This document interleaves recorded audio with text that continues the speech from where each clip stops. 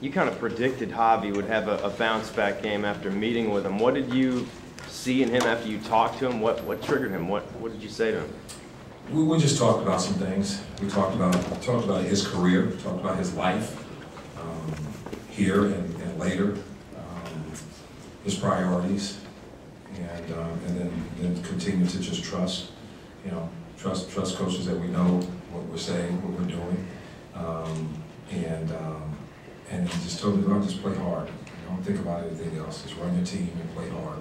But he had a good practice, 2 good practices really, and then our conversation. I think the part where we just talked about his career here and his life in general. After this, he's got to take care of his business.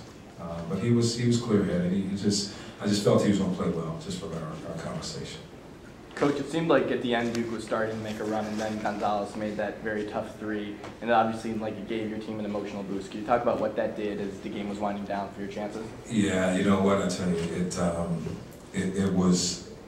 it was time for us to hit one of those. We've had teams hit shots against us, and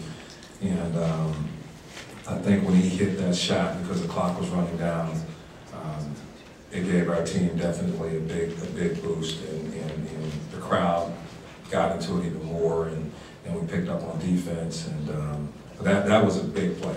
That was a big shot that he made.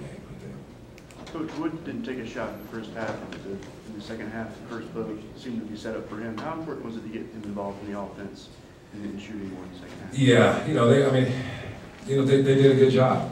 Singler did a great job of really hawking Scott and denying him and bumping him, not letting him get the ball, and Scott just continued to move. But what it did often is it opened up the inside for Tracy, and it was just one of those situations where Scott sacrificed and trying to get open, but he couldn't. But coming out in the second half, we diagrammed 2 plays back-to-back for him to get him open. But it was something that we had to do based on how Singler was guarding him. So, they scout, they know our plays, so they were taking away some of our actions. So we had to make some adjustments on some sets, and then we were able to get him open. What does this do for your team's confidence for all 5 stars scoring double figures for you guys today? It should just make them feel real good, honestly. But the important thing is to hope that we learn from it. We learn once again what we had to do, how we had to play to win this game.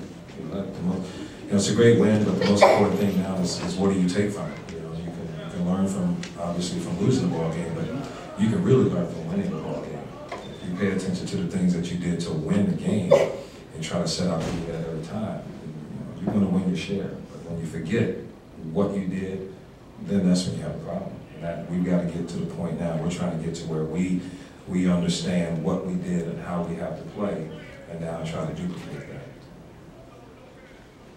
Is that good? Thank you. All right, thank you.